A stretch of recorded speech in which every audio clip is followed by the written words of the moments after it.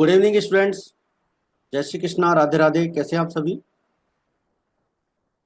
देखिए बच्चों, समर्पण बैच क्लास 12th अकाउंटेंसी की आज अपनी दूसरी क्लास है। कल हमने लेक्चर नंबर 1 स्टार्ट कर लिया था और हमारा जो चैप्टर चल रहा है वो है आपका accounting for partnership basic concepts. ठीक है, लेक्चर नंबर 2। आज की इस क्लास में, अच्छा आपको मैं एक बार फिर से बता दूं, ये जो अपनी क्लास है मंडे टू फ्राइडे डेली रहेगी और इस क्लास का जो टाइम है वो 4 PM है। ठीक है, और इस क्लास के अंदर अपन क्लास 12th का कंप्लीट अकाउंटेंसी का कोर्स करेंगे और हमारा जो चैप्टर नंबर 1 है accounting for partnership basic concept का आज ये दूसरा लेक्चर है। और इसमें आज हम जो है टाइप्स ऑफ पार्टनरशिप पढ़ेंगे, यानी पार्टनरशिप के टाइप्स कौन कौन से होते हैं, और LLP के बारे में पढ़ेंगे, यानी कि लिमिटेड लायबिलिटी पार्टनरशिप। ठीक है, तो ये अपने आज के दो टॉपिक हैं, टाइप्स ऑफ पार्टनरशिप और लिमिटेड लायबिलिटी पार्टनरशिप। तो चलिए स्टार्ट करते हैं आज की क्लास। देखिए बच्चों, आज की क्लास में सबसे पहला टॉपिक है अपना types of partnership. Types of partnership की अगर अपन बात करें तो ये 4 कैटेगरी अपन बना सकते हैं, according to purpose, according to liability, according to time और according to validity.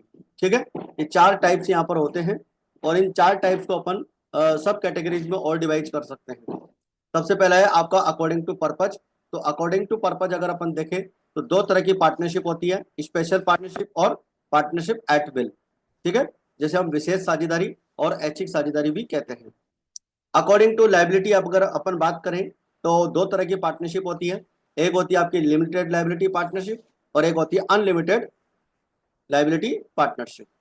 According to time 2 तरह की होती है, फिक्स्ड टर्म पार्टनरशिप और इनडेफिनेट टाइम पार्टनरशिप। ठीक है, अकॉर्डिंग टू वैलिडिटी तो वैलिड पार्टनरशिप और इलीगल पार्टनरशिप। तो इन सब के बारे में डिटेल में अब अपन डिस्कस करेंगे। अगर एग्जाम में क्वेश्चन आता है टाइप्स ऑफ पार्टनरशिप का तो इस तरह से आप चार्ट बनाकर पहले एक बार उसको ब्रीफ कर देंगे। ठीक है, तो चलिए सबसे पहला है हमारा अकॉर्डिंग टू पर्पज। पर्पज को अपन ऑब्जेक्ट भी बोल सकते हैं, यानी कि ऑब्जेक्टिव के अकॉर्डिंग हमारा जो पार्टनरशिप है वो 2 टाइप्स की होती है, एक होती है आपकी स्पेशल पार्टनरशिप और एक होती है आपकी पार्टनरशिप एट विल। तो देखिए बच्चों, स्पेशल पार्टनरशिप का मतलब है when a partnership business is established for a specific purpose और for a particular work and the partnership ends with the completion of that specific work और purpose, then it is called special partnership. ठीक है, जब कोई partnership किसी special purpose के लिए established होती है और पर्टिकुलर वर्क के लिए अगर की जाती है तो वो पार्टनरशिप उस पर्टिकुलर वर्क या स्पेसिफिक पर्पज के पूरा होने पर पार्टनरशिप भी ऑटोमेटिकली कंप्लीट हो जाती है, तो उसे हम कहेंगे स्पेशल पार्टनरशिप। ठीक है, व्हेन पार्टनरशिप जो है किसी स्पेशल बिजनेस के लिए, स्पेशल टास्क को कंप्लीट करने के लिए अगर पार्टनरशिप की गई है और उस टास्क के पूरा होने पर या उस ऑब्जेक्ट के पूरा होने पर पार्टनरशिप भी अगर डिसॉल्व हो जाती है, क्लोज हो जाती है, समाप्त हो जाती है, तो उसे हम कहेंगे विशेष साझेदारी, यानी कि स्पेशल पार्टनरशिप। तो पार्टनरशिप एट विल की अगर अपन बात करें, जिसका जो दूसरा टाइप है, when a partnership is not formed for any specific purpose, यानी कि इस तरह की जो पार्टनरशिप होती है वो किसी स्पेशल पर्पज के लिए नहीं होती है, and its termination depends on the consent of the partners और at the will of the partners. ठीक है, यानी कि इस तरह की जो पार्टनरशिप होती है वो जो है पार्टनर्स की इच्छा के ऊपर डिपेंड करती है। ठीक है, पार्टनर्स की इच्छा के अकॉर्डिंग कंटिन्यूअसली ये चलती है। If all the partners wish to continue even after the completion of the fixed period or specific work or purpose, then it is called a partnership at will। ठीक है, partnership जो है continue रहती है after, मतलब जो partners का time था या फिक्स पीरियड था या जो स्पेसिफिक वर्क था उसके कंप्लीट होने के बाद भी अगर पार्टनरशिप कंटिन्यू रहती है तो उसे हम कहेंगे पार्टनरशिप एट विल। ठीक है, एक बार वापस देख लेते हैं। जब भी हम किसी पार्टनरशिप की जो एस्टेब्लिशमेंट है, फॉर्मेशन है, वो किसी विशेष पर्पज के लिए नहीं करते और उसकी जो समाप्ति हो जाती है वो उस पार्टनर्स की सहमति पर, यानी पार्टनर्स की कंसेंट पर डिपेंड करती है कि उसको अपन कब टर्मिनेट करेंगे। यानी कि जो कोई पार्टनरशिप है उसका एक फिक्स पीरियड या विशेष ऑब्जेक्ट हो, वो अगर पूरा हो जाए उसके बाद भी अगर कंटिन्यू रहती है तो ऐसी पार्टनरशिप जो होती है एट विल कहलाती है। इसके बाद में आपकी दूसरी पार्टनरशिप है according to liability. According to liability की अगर अपन बात करें, when the liability of partners in a partnership business is limited to the extent of the capital invested by them. अगर मान लीजिए किसी पार्टनरशिप फर्म में पार्टनर्स की जो लाइबिलिटी है वो जितनी कैपिटल उन्होंने लगाई है वहां तक अगर उनकी लाइबिलिटी लिमिटेड है तो ऐसी पार्टनरशिप जो होती है वो लिमिटेड पार्टनरशिप कहलाती है।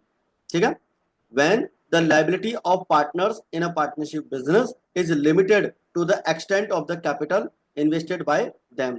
जैसे मान लीजिए किसी पार्टनर ने 2 लाख रुपए की कैपिटल लगाई है तो उसकी लाइबिलिटी 2 लाख रुपए तक की होती है। अगर किसी पार्टनर ने 3 लाख रुपए की कैपिटल लगाई है तो उसकी लाइबिलिटी 3 लाख रुपए तक की होगी और उसकी पर्सनल असेट्स को वहां पर यूज नहीं किया जाएगा। अगर मान लीजिए फर्म के जो लाइबिलिटीज होती है आउटसाइड लाइबिलिटीज, उनका पेमेंट करने के लिए फर्म के जो फाइनेंशियल रिसोर्सेज हैं, वित्तीय संसाधन है, अगर वो कम पड़ जाते हैं तो ऐसी कंडीशन में पार्टनर्स की लिमिटेड जो लाइबिलिटी है वहां पर लिमिटेड रहेगी, मतलब जितनी कैपिटल लगाई है वहां तक लिमिटेड रहेगी, उनकी पर्सनल असेट्स को यूज नहीं करते हैं। ठीक है, तो ये होती है आपकी लिमिटेड लाइबिलिटी पार्टनरशिप। अपना जो आपका 1932 एक्ट है, इंडियन पार्टनरशिप एक्ट, उसके अलावा एक नया एक्ट जो है यहाँ पर आया था, एलएलपी एक्ट 2008, जिसके बारे में अपन इसी क्लास में डिस्कस करेंगे। ठीक है, यानी इस टॉपिक को अपन डिटेल में डिस्कस करेंगे। यानी कि कंपनी के फॉर्मेट के रूप में भी जो है एलएलपी वहां पर एस्टेब्लिश्ड होती है। तो ये पहले एक कमी होती थी कि पार्टनर्स की जो लाइबिलिटी है वो अनलिमिटेड हुआ करती थी। ठीक है, यानी कि जो एक्चुअल में हमारे को जो पार्टनरशिप मिलती है वो अनलिमिटेड लाइबिलिटी वाली होती है। तो लिमिटेड लाइबिलिटी वाली पार्टनरशिप का एस्टेब्लिशमेंट इस एक्ट के अकॉर्डिंग होने लगा है।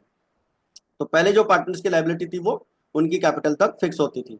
ठीक है, तो इसके बाद में अब अपन बात करेंगे अनलिमिटेड लाइबिलिटी पार्टनरशिप। अब partnership business in which the liability of all partners is limited, limited नहीं है यहाँ पर, ये अनलिमिटेड है, यहाँ पर वर्ड आएगा अनलिमिटेड। ठीक है, पार्टनर्स की जो लाइबिलिटी है वो अनलिमिटेड है, that is when the all partners are jointly and individually liable to pay the liabilities of the firm, then such a partnership is called an unlimited liability partnership. यानी कि unlimited liability partnership होती है वो। अच्छा, यहाँ पर एक word ये थोड़ा सा चेंज कर लेंगे अपन। ठीक है, यहाँ पर ये चेंज कर लेंगे। तो पार्टनरशिप के अंदर, बिजनेस के अंदर जो है सभी पार्टनर्स की लाइबिलिटी अनलिमिटेड होती है और फर्म की लाइबिलिटीज को पे करने के लिए सभी पार्टनर्स जॉइंटली और इंडिविजुअली क्या होते हैं, रिस्पॉन्सिबल होते हैं। तो ऐसी पार्टनरशिप को अपन जो है अनलिमिटेड लाइबिलिटी पार्टनरशिप कहते हैं। तो ये हो गई हमारी अकॉर्डिंग टू लाइबिलिटी, 2 टाइप की पार्टनरशिप आपकी यहाँ पर कंप्लीट हो गई। इसके बाद में आता है बच्चों आपका नेक्स्ट जो क्लासिफिकेशन है पार्टनरशिप का, वो है अकॉर्डिंग टू टाइम। तो अकॉर्डिंग टू टाइम 2 तरह की पार्टनरशिप होती है, fix term partnership, a partnership in which is formed for a fix period. अगर कोई पार्टनरशिप किसी फिक्स टाइम के लिए फॉर्म की गई है, यानी कि वो स्थापित की गई है, तो उस पर्टिकुलर टाइम के एंड होने पर वो पार्टनरशिप भी ऑटोमेटिकली क्या हो जाती है, एक्सपायर हो जाती है। तो ऐसी जो पार्टनरशिप है उसे हम फिक्स टर्म पार्टनरशिप कहते हैं। ठीक है, जैसे मान लीजिए कोई पार्टनरशिप 2 साल के लिए बनाई है और 2 साल का पीरियड जैसे ही पूरा होगा वो पार्टनरशिप भी क्या हो जाएगी, खत्म हो जाएगी। तो उसे हम फिक्स टर्म पार्टनरशिप कहते हैं। एक होती है indefinite partnership, a partnership which is not formed for a fix period of time but continues until a contingent events occurs. यानी कि ऐसी पार्टनरशिप जो किसी फिक्स टाइम के लिए एस्टेब्लिश नहीं हुई है, बल्कि ऐसी पार्टनरशिप तब तक चलती रहेगी जब तक कि कोई कंटिजेंट इवेंट वहां पर जो है नहीं हो जाता है। कंटिजेंट इवेंट का मतलब होता है कि जैसे मान लीजिए किसी पार्टनर की वहां पर डेथ हो जाती है या बिजनेस के अंदर हैवी लॉस हो जाता है, तो ऐसी बात नहीं होती है, तब तक बिजनेस कंटिन्यू चलता रहता है। इसके बाद में आता है बच्चों अपना according to validity. According to validity की अगर अपन बात करें तो एक आता है आपका valid partnership, a partnership which is established as per the Indian partnership act 1932 is a valid partnership. यानी कोई भी पार्टनरशिप अगर इस एक्ट के अकॉर्डिंग जो है एस्टेब्लिश हुई है तो वो पार्टनरशिप जो है हमारी वैलिड पार्टनरशिप कहलाती है। इसके बाद में आता है हमारा इलीगल पार्टनरशिप, और ये इलीगल पार्टनरशिप है ना बच्चों, इसको आप अच्छे से याद कर लीजिएगा। इसको क्या है, आप वेरी इंपॉर्टेंट टिक कर लेना। ये जो टॉपिक है एग्जाम में कई बार इससे क्वेश्चंस आए हुए हैं, तो इसको आपको ध्यान रखना है। इलीगल पार्टनरशिप की अगर अपन बात करें, if a partnership is not formed according to the prevailing rules then such a partnership is called an illegal partnership. अगर कोई पार्टनरशिप किसी लीगल रूल्स के अकॉर्डिंग एस्टेब्लिश नहीं हुई है, जो हमारा इंडियन पार्टनरशिप एक्ट है, इंडियन पार्टनरशिप एक्ट 1932 है, उसके अकॉर्डिंग अगर एस्टेब्लिश नहीं हुई है तो ऐसी पार्टनरशिप जो है वो इलीगल पार्टनरशिप मानी जाती है। ठीक है, अभी अपन कुछ रीजंस देखेंगे जिसकी वजह से कोई भी पार्टनरशिप इलीगल हो जाती है। Generally a partnership becomes illegal in the following conditions. कुछ फॉलोइंग कंडीशंस है जिनमें कोई भी पार्टनरशिप क्या है, इलीगल हो जाती है। जैसे when the purpose of forming the partnership is illegal, अगर किसी भी पार्टनरशिप का फॉर्मेशन का जो ऑब्जेक्ट है वो अगर इलीगल है तो ऐसी कंडीशन में वो पार्टनरशिप क्या है, वहां पर इलीगल मानी जाती है। when the number of partners falls below 2 or the maximum number exceeds 50, अगर किसी पार्टनरशिप फॉर्म में मिनिमम मेंबर्स 2 से कम हो जाए और अगर मैक्सिमम 50 से ज्यादा हो जाए तो ऐसी पार्टनरशिप जो है बच्चों वो भी क्या हो जाती है, इलीगल मानी जाती है। when the partnership business goes against national and international policies, national और इंटरनेशनल ट्रेड पॉलिसीज के अकॉर्डिंग अगर कोई पार्टनरशिप नहीं है तो ऐसी कंडीशन में उसे हम इलीगल पार्टनरशिप मानते हैं। when the partnership trades in prohibited goods, मान लीजिए कोई पार्टनरशिप बिजनेस है वो प्रोहिबिटेड गुड्स यानी कि ऐसे गुड्स जिनके ऊपर पूरी तरह से गवर्नमेंट ने प्रतिबंध लगा रखा है और उनको बिल्कुल स्टॉप कर रखा है कि भाई आप इनका जो है बिजनेस नहीं कर सकते। अगर कोई पार्टनरशिप फर्म ऐसे गुड्स का अगर बिजनेस करती है और अगर वो बाद में पकड़ी जाती है तो ऐसी पार्टनरशिप फर्म को हम इलीगल पार्टनरशिप कहते हैं। when a citizen of an enemy nation is made a partner, अगर किसी एनिमी नेशन का कोई भी पर्सन है उसे अगर हमने हमारी फर्म का पार्टनर बना लिया है तो ऐसी कंडीशन में भी हमारी पार्टनरशिप क्या हो जाती है बच्चों, इलीगल मानी जाती है। ठीक है बच्चों, तो ये थे हमारे टाइप्स ऑफ पार्टनरशिप जो हमने सभी अच्छे से डिटेल में देख लिए हैं और इनको आपको अच्छे से अपनी कॉपी के अंदर नोट डाउन करना है। ये डायग्राम आपको अच्छे से बनाना है अपनी नोट्स कॉपी के अंदर। इससे पिछले वाली क्लास अपनी कल कंप्लीट हो चुकी थी जिसके अंदर अपन ने 5 टॉपिक देखे थे, वो अगर आपने नहीं देखे हो तो जरूर से आप देखिएगा, उसके बाद में फिर इस क्लास को देखिएगा। और पिछली वाली क्लास का जो लिंक है यानी कि जो प्ले लिस्ट है इसकी मैंने प्ले लिस्ट बना दी है, उस प्ले लिस्ट का लिंक जो है आपको इस चैप्टर के हर वीडियो के अंदर मिल जाएगा। ठीक है, तो देखो इसकी पीडीएफ का बिल्कुल वेट मत करना, पीडीएफ आपको बिल्कुल भी नहीं मिलेगी क्योंकि पीडीएफ से कोई भी पढ़ाई नहीं होती है। आपको इसको क्या करना है, अपनी कॉपी के अंदर नोट डाउन करते हुए चलना है। आप जिस भी मीडियम के स्टूडेंट हैं, अगर इंग्लिश मीडियम के हैं तो आप इंग्लिश वाला मटेरियल जो है अपनी कॉपी के अंदर नोट डाउन कर लें, और अगर हिंदी मीडियम के स्टूडेंट हैं तो हिंदी मीडियम वाला मटेरियल आप नोट डाउन कर सकते हैं। ठीक है, तो साथ के साथ में आप इनको रिवाइज करते हुए चलेंगे, धीरे धीरे हमारा चैप्टर जो है आगे बढ़ता जाएगा और बहुत जल्दी हम न्यूमेरिकल क्वेश्चंस भी इसके स्टार्ट करने वाले हैं। तो चलिए बढ़ते हैं अपन नेक्स्ट टॉपिक की तरफ। अब आता है बच्चों हमारा next topic, limited liability partnership, LLP। The formation of limited liability partnership in India started after the implementation of limited liability partnership act 2008। ठीक है, अपने इंडिया में LLP जो बिजनेस है, पार्टनरशिप है लिमिटेड लायबिलिटी वाली, वो तब से बनने लगी है जब से ये एक्ट अप्लाई हुआ है।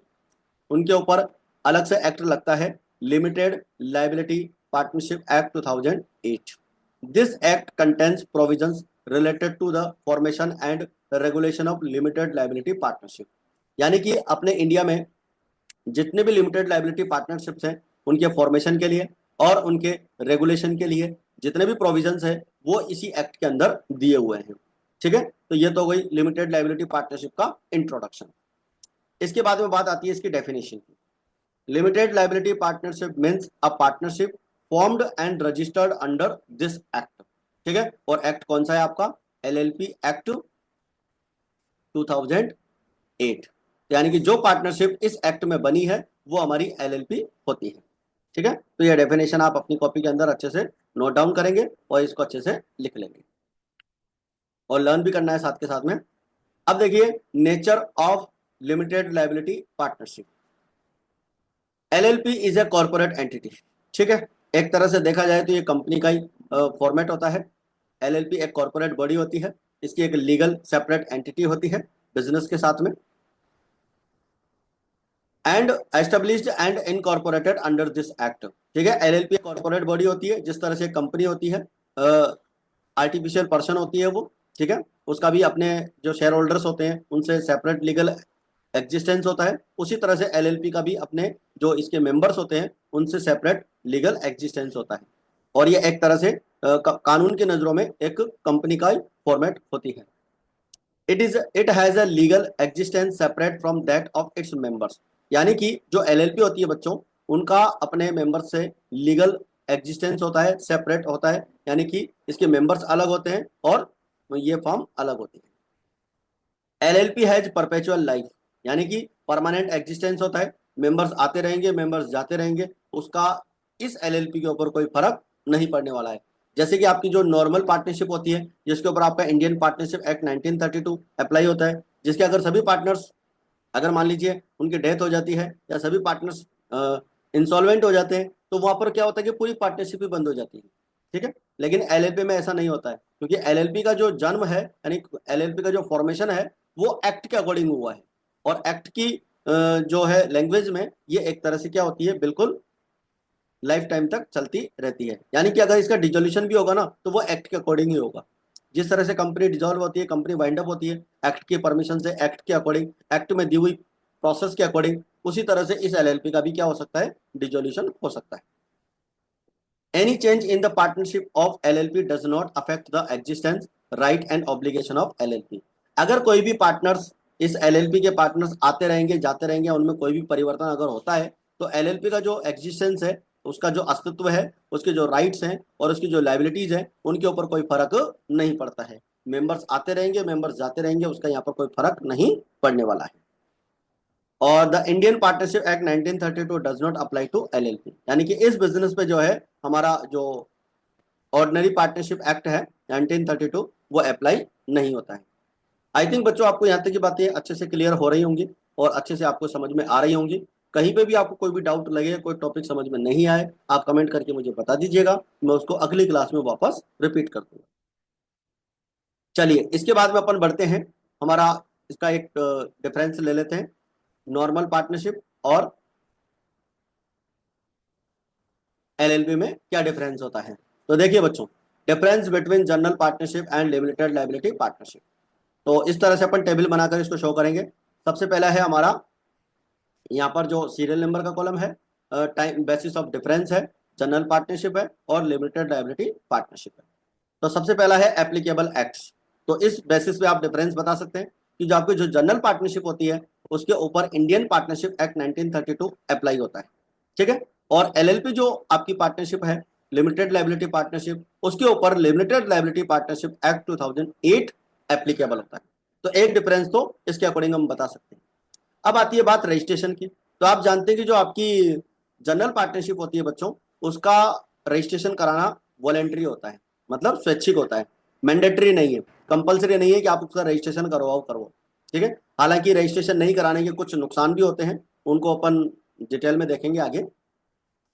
तो आपको बस ये ध्यान रखना है कि जो जनरल पार्टनरशिप होती है उसका रजिस्ट्रेशन कराना कंपलसरी नहीं होता है, बट जो हमारी एलएलपी होती है उस एलएलपी का तो रजिस्ट्रेशन मैंडेटरी होता है, क्योंकि इसका जो फॉर्मेशन है वो एक्ट के अकॉर्डिंग हुआ है। और कोई भी बिजनेस ऑर्गेनाइजेशन अगर एक्ट के अकॉर्डिंग बनता है तो उसका रजिस्ट्रेशन मस्ट होता है। तो जो कंपनी के रजिस्ट्रार होते हैं उसी के पास में इसका रजिस्ट्रेशन भी कराना होता है। इसके बाद में आता है इसका third point, formation. It is formed by agreement, यानी कि जो आपकी जनरल पार्टनरशिप होती है बच्चों, वो एग्रीमेंट के थ्रू बनती है, यानी पार्टनर्स के बीच में म्यूचुअल एजेंसी का रिलेशन होता है और आपसी उनके बीच में सहमति होती है, उसके आधार पर वो क्या करते हैं, बिजनेस का फॉर्मेशन करते हैं। तो नॉर्मल जो पार्टनरशिप होती है वो तो एग्रीमेंट से बन जाती है, लेकिन जो एलएलपी होती है उसका क्रिएशन जो होता है बच्चों वो लॉ के थ्रू होता है, ठीक है। इसका निर्माण कानून या विधि द्वारा होता है। तो ये हमारे तीन डिफरेंस यहाँ पर अच्छे से क्लियर हो गए हैं, आपको अच्छे से समझ में आ गए होंगे। सबसे पहला डिफरेंस है इनका, कौन सा एक्ट एप्लीकेबल होता है। आप जानते हैं नॉर्मल पार्टनरशिप पे, जनरल पार्टनरशिप पे 1932 एप्लीकेबल होता है और एलएलपी पे एलएलपी एक्ट 2008 एप्लीकेबल होता है। रजिस्ट्रेशन की अगर बात करें तो जनरल पार्टनरशिप का रजिस्ट्रेशन मैंडेटरी नहीं है, लेकिन एलएलपी का रजिस्ट्रेशन मैंडेटरी है। और फॉर्मेशन की अगर अपन बात करें तो जो जनरल पार्टनरशिप है वो फॉर्म्ड बाय एग्रीमेंट होती है, यानी एग्रीमेंट के थ्रू इसका फॉर्मेशन होता है। और जो एलएलपी होती है बच्चों, उसका फॉर्मेशन लॉ के अकॉर्डिंग होता है। इसके बाद में फोर्थ इसका डिफरेंस है बॉडी कॉर्पोरेट। ठीक है, बॉडी कॉर्पोरेट का मतलब है जो आपकी जनरल पार्टनरशिप है निगमित संस्था नहीं होती है। An incorporated entity can not become a partner in a general partnership firm. ठीक है, तो जो जनरल पार्टनरशिप फर्म के अंदर जो है कोई भी कंपनी इनकॉर्पोरेटेड होती है वो पार्टनर नहीं बन सकती, ये कहना चाह रहा है। ठीक है, एक बॉडी कॉर्पोरेट होती है आपकी एलएलपी, लेकिन जनरल पार्टनरशिप बॉडी कॉर्पोरेट नहीं होती है, यानी कि कानून की नजरों में क्या बोलते हैं उसको अपन, आर्टिफिशियल पर्सन नहीं होती है। ठीक है, तो कानूनी व्यक्ति नहीं होती है जनरल पार्टनरशिप। तो कानूनी जो कंपनी होती है, इनकॉर्पोरेटेड एंटिटी है, वो पार्टनरशिप जनरल पार्टनरशिप में क्या नहीं बन सकती, पार्टनर नहीं बन सकती। यानी कि इंडिविजुअल जो पर्सन होते हैं वही इसके अंदर पार्टनर बन सकते हैं। और an incorporated entity can not become a partnership in a general partnership.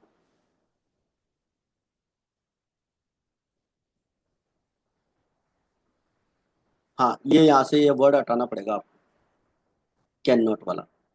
ठीक है, यानी कि जो इनकॉर्पोरेटेड बॉडी होती है वो इसके अंदर पार्टनर बन सकती है। ठीक है, ये आपको ध्यान रखना है। तो ये डिफरेंस हो जाएगा बॉडी कॉर्पोरेट। आपकी एलएलपी तो नॉर्मल पार्टनरशिप के अंदर,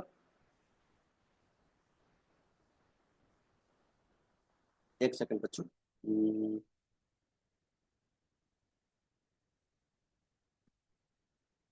ये डिफरेंस थोड़ा सा यहाँ पर मिस्टेक हो गया है, दोनों जगह एक ही प्रिंट हो गया है, तो इसमें आप ध्यान रखें। अब मैं आपको वैसे ही समझा देता हूँ। इनकॉर्पोरेटेड एंटिटी जो होती है वो जनरल पार्टनरशिप फर्म में पार्टनर नहीं बन सकती, लेकिन जो जनरल पार्टनरशिप फर्म होती है वो एलएलपी के अंदर पार्टनर बन सकती है, ये आपको ध्यान रखना है। ठीक है, यहाँ से थोड़ा सा ये टाइपिंग मिस्टेक हो गया है। बाकी डिफरेंस मैं आपको वैसे समझा देता हूँ कि इसके अंदर यहाँ पर ये जो लिखा हुआ है ये बिल्कुल सही लिखा हुआ है कि आपकी जो कॉर्पोरेट बॉडी है वो जनरल पार्टनरशिप फर्म में पार्टनर नहीं बन सकती, लेकिन जनरल पार्टनरशिप जो होती है वो कॉर्पोरेट बॉडी के अंदर पार्टनर बन सकती है। ये डिफरेंस आपको ध्यान रखना है।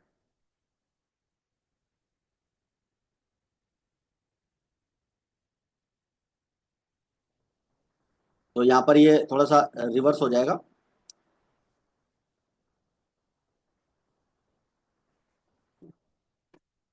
चलिए, इसके बाद में आता है separate legal existence. Separate legal existence की अगर अपन बात करें, it does not have a separate legal existence, यानी कि जो आपकी नॉर्मल पार्टनरशिप होती है वो इसका सेपरेट लीगल एग्जिस्टेंस नहीं होता है। और एलएलपी का यहाँ पर जो है सेपरेट लीगल एग्जिस्टेंस होता है। भाई इसका जो फॉर्मेशन है वो एलएलपी एक्ट 2008 से हो रहा है। ठीक है, और इसका जो है इंडियन पार्टनरशिप एक्ट 1932 से हो रहा है। तो इसका तो लीगल सेपरेट लीगल एग्जिस्टेंस नहीं होता है, कल की क्लास में अपन ने पढ़ा था। अकाउंटिंग पर्पज से अपन सेपरेट लीगल एग्जिस्टेंस मानते हैं, बाकी कानून की नज़रों में कोई सेपरेट लीगल एग्जिस्टेंस नहीं होता है। जैसे मान लीजिए जो पार्टनर होते हैं जनरल पार्टनरशिप के, उनके ऊपर और पार्टनरशिप के ऊपर अलग अलग एक्ट एप्लीकेबल नहीं होता है। अगर पार्टनरशिप पे एप्लीकेबल हो गया तो सभी पार्टनर्स पे भी होता है। ठीक है, और अगर पार्टनर्स के ऊपर 1932 एक्ट एप्लीकेबल हो गया तो पार्टनरशिप पे तो ऑटोमेटिकली एप्लीकेबल होगा ही होगा, क्योंकि अपन ने उसमें पढ़ा था कि जो पार्टनर्स होते हैं उनको कलेक्टिवली अपन क्या बोलते हैं, फर्म बोलते हैं। तो कोई भी एक्ट 1932 वाला जो है आपका पार्टनरशिप एक्ट वाला, वो अगर किसी इंडिविजुअल पार्टनर्स पे लगता है तो पूरी फर्म पे भी लग जाएगा। ठीक है, और इंडिविजुअल पार्टनर पे लगेगा तो पूरी फर्म पे भी है, और पूरी फर्म पे अगर कोई एक्ट एप्लीकेबल हो गया तो इंडिविजुअल पार्टनर पे भी लगता है। तो ये जो है यहाँ पर सेपरेट लीगल एग्जिस्टेंस नहीं होता है। लेकिन जो आपकी एलएलपी होती है उसके ऊपर सेपरेट लीगल एग्जिस्टेंस होता है, यानी कि कंपनी जो आपकी एलएलपी है वो कंपनी का छोटा रूप होती है, तो उसका फॉर्मेशन एक्ट के अकॉर्डिंग होता है, तो उसका अस्तित्व अलग होता है, और जो इसके मेंबर्स होते हैं उनका एग्जिस्टेंस बिल्कुल अलग होता है। इसके बाद में दो डिफरेंस अपने और है। एक है आपका सस्टेनेबल लाइफ। सस्टेनेबल लाइफ का मतलब होता है जो आपकी जनरल पार्टनरशिप होती है इसका जो लाइफ है वो परमानेंट नहीं होता है। ठीक है, इसका लाइफ टाइम जो है परमानेंट नहीं होता है, मेंबर्स की ऑब्जेक्ट के अकॉर्डिंग या उनके लायबिलिटी के अकॉर्डिंग यहाँ पर पार्टनरशिप जो है जैसे मान लीजिए सभी पार्टनर्स की अगर डेथ हो जाती है तो पार्टनरशिप वहीं पर क्या हो जाती है, फिनिश्ड हो जाती है। लेकिन एलएलपी में ऐसा नहीं होता है। It's life is permanent and it is not affected by the coming and going of partners. Partners के आने और जाने का यहाँ पर कोई फर्क नहीं पड़ता है। Numbers of partners minimum 2 and maximum 50।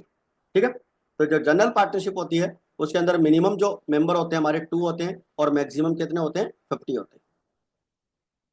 और एलएलपी की अगर अपन बात करें यहाँ पर मिनिमम तो 2 ही होते हैं लेकिन मैक्सिमम की कोई यहाँ पर लिमिट नहीं होती। ठीक है, तो ये आपको ध्यान रखना है। इसके बाद में है आपका next point, ownership of properties. The firm can not own any property, the partners are the owners of the assets of the firm. ठीक है, फर्म के अपने नाम की कोई असेट्स नहीं होती है। फर्म की जितनी भी असेट्स होती है वो सभी की किसकी होती है, पार्टनर्स की होती है, क्योंकि पार्टनर्स ने ही फर्म में पैसा लगाया है और वो जो असेट्स है वो पार्टनर्स की ही होती है। तो फर्म का जब अलग से कोई सेपरेट एग्जिस्टेंस होता ही नहीं है तो ऐसी कंडीशन में उनकी अलग से कोई प्रॉपर्टी भी नहीं होती। तो एक डिफरेंस तो ये है। जब या एलएलपी में क्या होता है कि जो एलएलपी होती है लिमिटेड लायबिलिटी पार्टनरशिप, उसका सेपरेट लीगल इंडिपेंडेंट एग्जिस्टेंस होता है, तो उसकी खुद की अपने नाम से प्रॉपर्टी होती है। ठीक है, क्योंकि यहाँ पर मेंबर्स अलग होते हैं और एलएलपी अलग होती है। तो जहां पर सेपरेट लीगल एग्जिस्टेंस होता है उस वो अपने नाम से प्रॉपर्टी खरीद सकता है, बेच सकता है और अपने नाम से कोई भी कॉन्ट्रैक्ट कर सकता है। तो एलएलपी में और जनरल पार्टनरशिप में यह डिफरेंस होता है। लायबिलिटी की अगर अपन बात करें तो आपकी जो जनरल पार्टनरशिप है उसमें लायबिलिटी पार्टनर्स की अनलिमिटेड होती है।